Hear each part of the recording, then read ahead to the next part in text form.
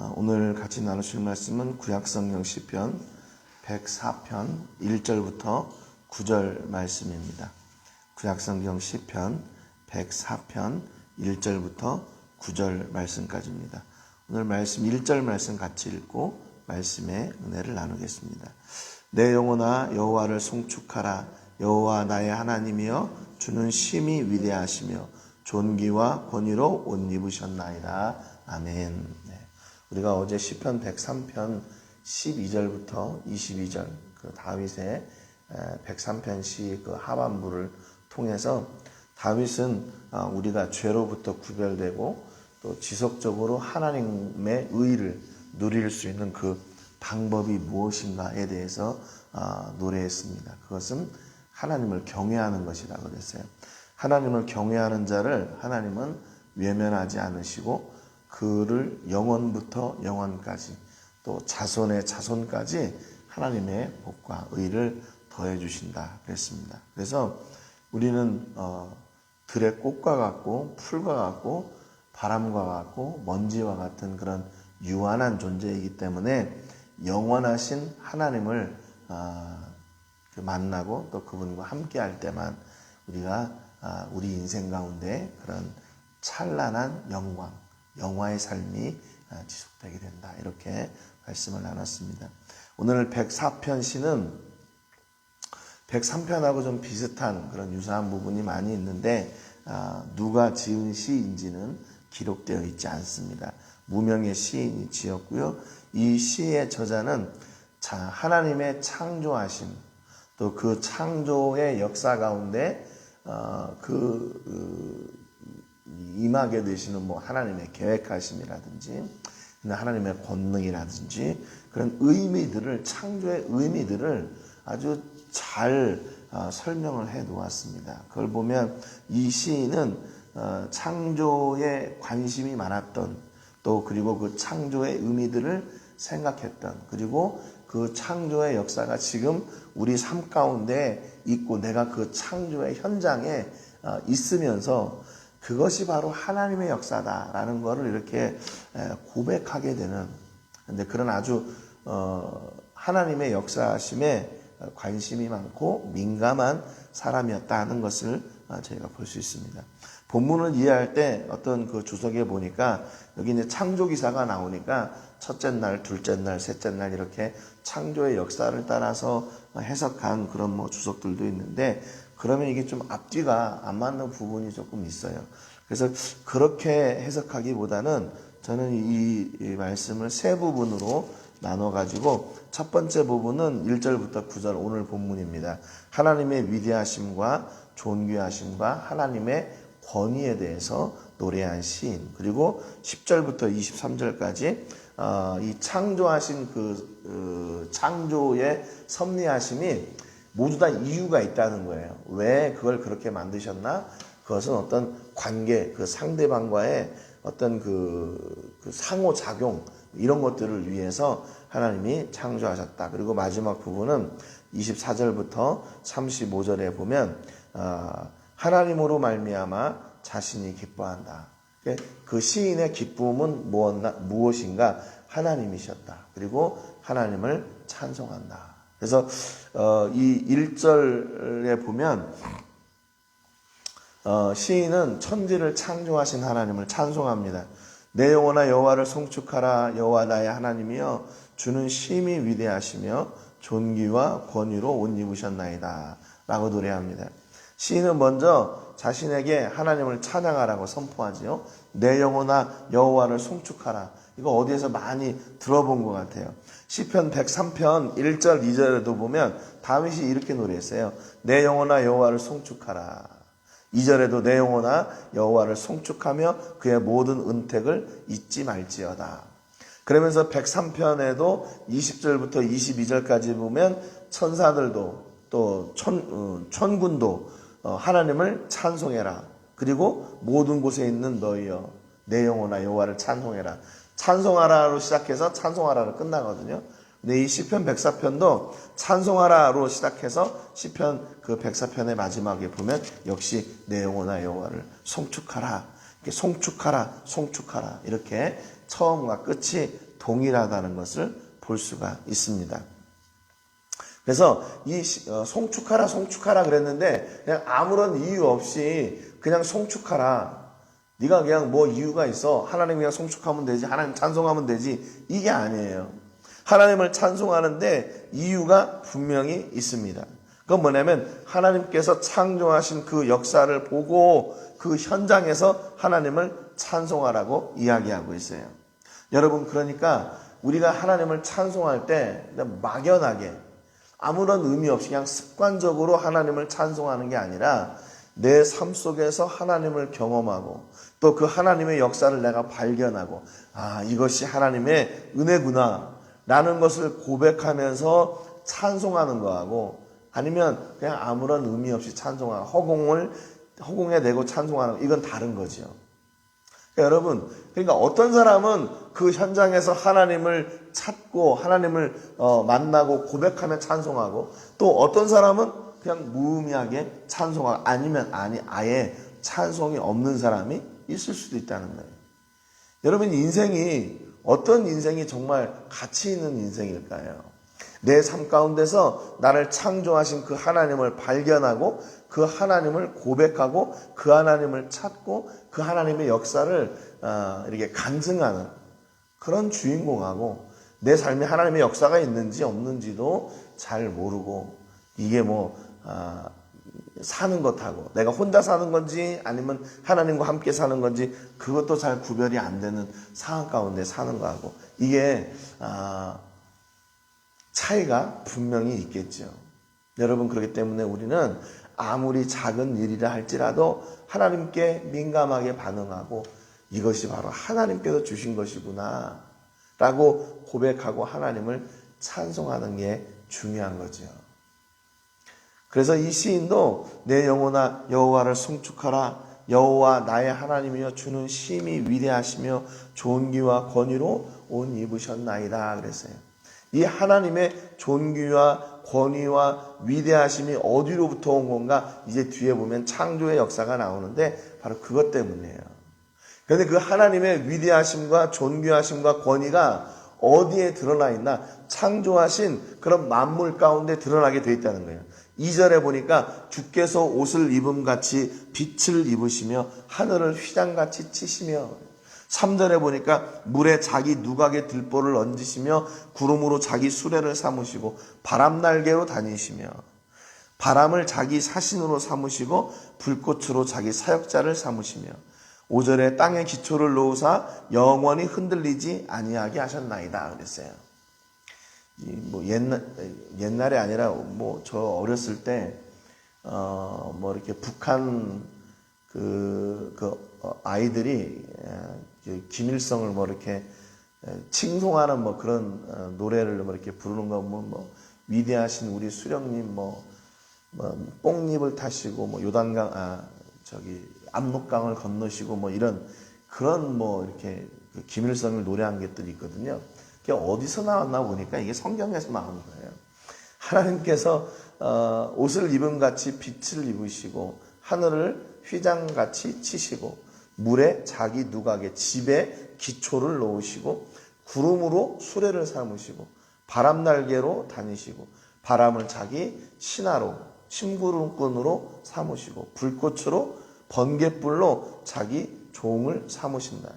땅에 기초를 놓아서 하나님이 그 땅을 흔들리지 않게 하셨다. 그러니까 지금 우리가 흔히 볼 수 있는 것들이죠. 빛, 하늘, 물, 구름, 바람, 번갯불, 땅, 이 모든 것들이 우리가 지금 살고 있는 그 환경 가운데 있는 거예요. 그런데 이 시인은 그것을 무엇으로 보냐면 하나님이 임재하시는 것으로 보는 거예요. 하나님이 역사하시는 것으로 보는 거고 하나님의 일을 이루는 그런 통로로 보게 되는 거예요. 여러분, 우리의 시선은 어떻습니까? 이 빛이 우리 눈에 보이는 건가요? 색깔이 있으니까 우리가 빛을 보는 거죠. 아무튼 그런 걸 보고 이게 하나님이 이게 옷을 입으시는 거구나. 또 바람이 구름이 지나가고 이렇게 하늘에 있는 것을 보고 저것이 하나님이 지금 타고 다니시는 수레구나. 우리는 구름을 보면 아마 뭐 홍길동이나 아니면 손오공 뭐 이런 거 생각하겠죠. 그런데 이 시인은 그 구름을 보고 하나님을 생각했어요. 바람이 부는 것을 보고 하나님을 생각했어요. 여러분, 그러니까 이게 믿음의 차이, 믿음의 수준 아닐까요? 어떤 사람은 남 놓고 기억자도 모른다는데 어떤 사람은 뭐 지게를 보고 알파벳 A를 안다고 그러잖아요. 그러니까 생각하는 차이인 거죠. 그 수준인 것 같아요. 그러니까 우리가 믿음의 수준을 좀 이렇게 성숙시켜, 성장시켜 나가야 되지 않을까. 여러분, 어떤 사람이 이렇게 깨달을 수 있을까요? 그것을 한번 딱 보고 이게 빛이 하나님의 옷이구나 이렇게 되는 게 아니라 그것을 깊이 묵상하는 사람이 그 안에 담겨진 그 깊은 뜻을 찾을 수가 있게 되는 거예요. 이것은 절대로 한번 보고 아는 게 아닙니다. 빛을 묵상하고 하나님을 묵상하고 하늘을 묵상하고 하나님을 묵상하고 구름을 묵상하고 바람을 묵상하고 하나님을 묵상하고 하다 보니까 그게 하나님과 연관지어 이렇게 고백하게 되는 거예요. 그 답이 하나님으로 나오게 되는 거죠. 여러분의 삶을 여러분 묵상해보고 묵상해보시고 하나님을 묵상해보고 묵상해보세요. 여러분의 삶 가운데서 하나님과 관계없는 것이 있는지, 여러분의 삶 가운데 하나님이 주시지 않은 것이 있는지, 여러분의 삶 가운데서 하나님이 허락하지 않은 것, 하나님과 관계되지 않은 것, 무엇이 있나? 없다는 거예요. 없어요. 모두 다 하나님께서 허락하신 것이고 모두 다 하나님과 관계된 것들이에요. 지금 우리 주변을 둘러싸고 있는 그 모든 것이 바로 하나님의 임재를 드러내고 있는 증거입니다. 증거예요. 그래서 하나님께서 그 모든 것들을 구름과 바람과 번개와 이 모든 것들을 어떻게 해요? 자기 종으로, 여기서 보면 이 사신 또는 뭐 사역자 이 있잖아요. 사신이란 말은 심부름꾼이란 말이고 사역자는 시종, 종이라는 말이에요. 그 모든 것들을 하나님께서 마음대로 움직이시다는 거죠. 왜 그래요? 어디에서 그런 권능이 있습니까? 그것을 하나님께서 친히 지으셨기 때문에. 하나님께서 지으셨기 때문에. 이어 시인은 하나님께서 만물을 지으시는 모습을 하나님의 역사로 다시 고백하고 노래하고 있어요. 6절에 보니까 옷으로 덮음같이 주께서 땅을 깊은 바다로 덮으심에 물이 산들 위로 올랐나이다. 7절에 보면 여기 지금 6절부터 9절까지 보면 어떤 말이 반복되냐면요. 주께서라는 말이 반복돼요. 주께서. 6절에 옷으로 덮음같이 주께서 그랬죠. 7절에 보니까 주께서 꾸짖으시니, 8절에 보니까 주께서 그들을 위하여 정하여 주신 것으로 흘러갔고, 또 9절에 주께서 물의 경계를 정하여 넘치지 못하게 하시며. 이것도 좀 더 깊이 이렇게 묵상하면 좋겠는데 이렇게 쭉 그냥 설명하면서 이어나갈게요. 우리는 창조의 역사를 어떻게 세상 사람들은 생각하냐면요. 그건 우연이다 라고 생각해요. 또는 자연적인 선택이다. 그래서 진화 뭐 이렇게 얘기하잖아요. 그래서 우연히 일어난 일처럼 보여요. 그런데 이 시인은 창조를 뭐라고 했냐면 직접 하나님이 간섭하시고 그 일을 이루신 분이고 그분이 명령하신 일이다 이렇게 얘기해요. 그래서 옷으로 덮음같이 6절에 주께서 땅을 깊은 바다로 덮으심에 물이 산들 위로 솟아올랐으나 주께서 꾸짖으시니 물은 도망하여 주의 우레소리로 말미암아 빨리 가며 그랬어요. 처음에는 물이 이렇게 가득하고 있다가 하나님께서 꾸짖으시니까 물이 다 내려가서 어떻게 됐다는 거예요? 물과 땅이 나누어지게 됐고 이게 서로 경계가 있어서 그 경계를 넘지 못하도록 하나님께서 그렇게 만드셨대요. 땅과 바다가. 이게 자연적으로 된 게 아니라 하나님께서 그렇게 명령하신 거라고 얘기하는 거예요. 8절에도 보니까 주께서 그들을 위하여 정하여 주신 곳으로 흘러갔고 산은 오르고 골짜기는 내려갔나이다. 야, 하나님이 다 경계를 정하신 거예요. 야, 물은 여기까지 이렇게. 그리고 산은 여기까지, 골짜기는 여기까지. 다 그것을 하나님께서 주께서 그들을 위하여 정하여 주신 곳으로 그러잖아요.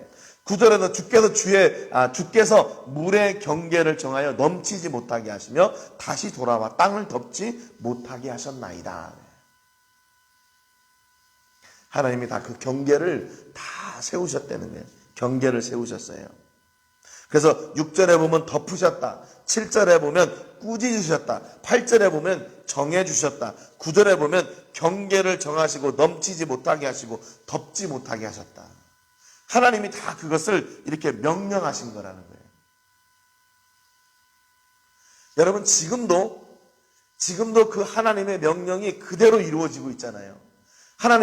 그러니까 여전히 하나님의 역사하심이고 그 만물이 어때요? 하나님의 그 명령에 지금도 순종하고 있다는 거예요. 그 바다를 보면서, 산들을 보면서 이 시인은 하나님의 명령을 찾아냈고 하나님의 명령에 순종하는 만물들을 지금도 바라보고 있는 겁니다. 여러분, 그래서 땅과 바다의 경계를 하나님께서 두셨어요. 경계. 그래서 이 피조물들이 하나님께 지금도 순종하고 있는 거죠. 지금도 순종하고 있어요. 그러니까 그 바다물이 땅을 넘지 못하고 그 땅이 바다를 점령하지 못하고 지금 그러는 것은 뭐예요? 여전히 하나님의 역사가 증거되고 있다는 거예요. 무엇이요? 그들이 구별된 그 경계를 가지고 있다는 것. 지금도 자기들이 구별하고 있다는 것. 산은 산으로, 골짜기는 골짜기로, 바다는 바다로, 땅은 땅으로 구별되어 있는 것이 뭐냐? 지금도 하나님의 역사하심이고 만물이 하나님께 순종하고 있다는 그 증거를 보여주는 겁니다. 구별되는 것. 여러분, 하나님의 말씀을 기준으로 내가 세상과 구별되고 악과 구별되고 세상의 가치와 기준으로부터 철저하게 구별되는 삶을 우리도 역시 살아야 되는 거죠. 내가 천지 만물은 지금도 하나님의 다스림 가운데 있다는 그 증거가 그 경계를 구분하고 있는 거잖아요. 내가 그리스도인으로 살면서 내가 그리스도인이라는 증거가 뭐예요? 우리는 우리 삶을 또한 이렇게 구별하는 삶을 살아야 되는 거예요. 구별하는 삶. 하나님의 구별하심을 따라 우리도 해야 할 것과 하지 말아야 될 것이 있고, 내가 또 사랑해야 될 것과 사랑하지 말아야 될 것이 있고, 내가 소유해야 될 것과 포기해야 될 것이 있고, 내가 해야 할 일과 하지 말아야 할 말이 있고, 그렇게 구별되는 것. 내가 가야 할 때가 있고 가지 말아야 될 것이 있고, 그런 구별의 삶을 사는 것, 그게 내가 바로 그리스도인이라는 증거입니다. 여러분, 하나님께서 모세를 통해서 이스라엘을 애굽에서 이렇게 구해내실 때 바로가 호락호락하게 내주지 않잖아요. 그래서 하나님께서 10가지 재앙을 그 애굽에 내리십니다. 그런데 하나님께서 네 번째 재앙인 그 파리 재앙을 내리실 때 뭐라고 얘기하시냐면, 내 백성과 그 애굽의 백성을 내가 구별하겠다 말씀하세요. 그래서 이스라엘 백성이 사는 고센 땅은 파리들이 있지 않고 애굽 사람들이 사는 그 땅에만 그 파리를 내가 보내겠다. 그렇게 말씀하시면서 하나님이 뭐라고 얘기하시냐면요, 출애굽기 8장 21절에 보니까 우리 한번 찾아볼까요? 구약성경 출애굽기 8장 21절.